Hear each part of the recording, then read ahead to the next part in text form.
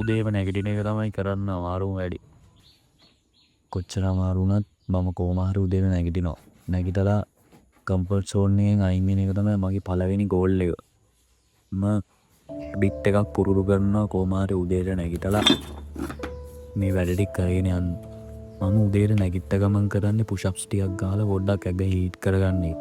ඒක කොහොමත් උදේම නැගිට්ට ගමන් ඇඟට පට්ට එනර්ජි එකක් දෙනවා. ඊට පස්සේ ඉතින් පොඩ්ඩක් වෝම් අප් වුණාට පස්සේ ඇඟ හීට් වෙලා දැන් සාමාන්‍ය තත්ත්වයට ආවට පස්සේ නිදිමත ගිහිල්ලා මම මුලින්ම කරන්නේ කෝෆි එකක් හදාගෙන බොන්න. කෝෆි එකකින් අපිට පොඩ්ඩක් උදේම පොඩි එනර්ජි එකක් ගන්න පුළුවන් උදේට.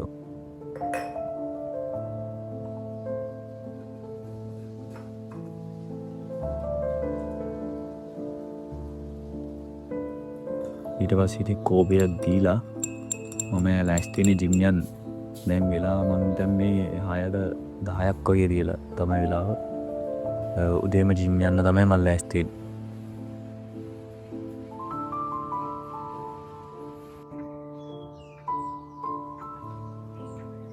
ඊට පස්සේ ඉතින් මම කවුන්ට් ඩවුන් එකක් දානවා හැමදාම මාසේ මගේ දවස ඉවර වෙන විදිය කපලා දාලා ඒ දවසට මොනවද තියෙන වැඩ ටික කියලා අපි වෙන් කරගන්න ඕනේ.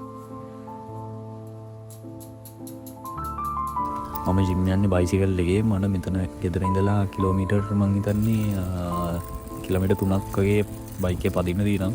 ඒක කොහොමද එකටත් වඩා ඒකට කාඩියෝ සෙෂන් එක ජිම් එකට යන්න කලින්ම සිද්ධ වෙනවානේ. ජිම් එකට යද්දි මට සෙට් වෙනවා පොඩි වෙලක්. එතන තමයි මගේ පොඩ්ඩක් නිදාසේ ඉන්න තැන.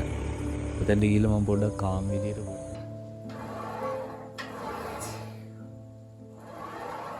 ඊළඟින් ජිම් එකේ මුලින්ම ස්කොට් එකෙන් තමයි මම වර්කවුට් එක පටන් ගන්නේ. ස්කොට් එකෙන් පටන්ගෙන ඒ විදියට වර්කවුට් එක කෙරීගෙන යනවා. විනාඩි 45ක වගේ වර්කවුට් ප්ලෑන් එකක් තමයි මට තියෙන්නේ.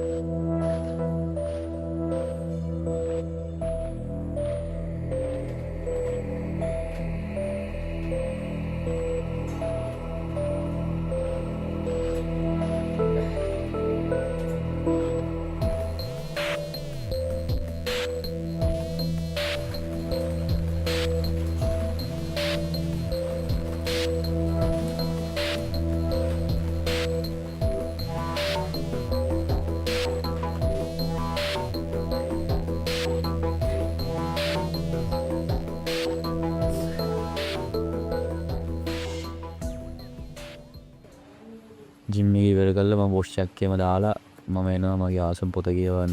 මේක Can't Hurt Me ඩේවිඩ් ගෝපයින්ගේ ලස්සන පොතක්. මම ඉතින් ආසම් විදිය තමයි ඩාර්ක් වෙලා ක්ලයිමේට් එක ඩාර්ක් වෙලා වහින්න ගත්තා. මම ආසම ක්ලයිමේට් එක තමයි ඒක. මම ඉතින් මේ ක්ලයිමේට් එක මාර විදියට විඳිනවා. මම ගෙදර හිටියත් කොහේ හිටියත් ඒ ක්ලයිමේට් එකට මම මාර ආසයි. වහිද්දි මම ගොඩක්ම ආසයි. මගේ මෝනේ රූටීන් එකේ වැඩ ටික ඔක්කොම මම ඉවර කළා. මම වැඩට ආවා. ඊට පස්සේ කරන්න ඉන්නේ වැඩ ටික කරගෙන යන්න. මට ෂිෆ්ට් එක තියෙන්නේ 10:08 වෙනකම්ම වැඩ කරනවා. ඒ වැඩ ටික ඉවර කළා තමයි මෙතනින් යන්න ඕනේ.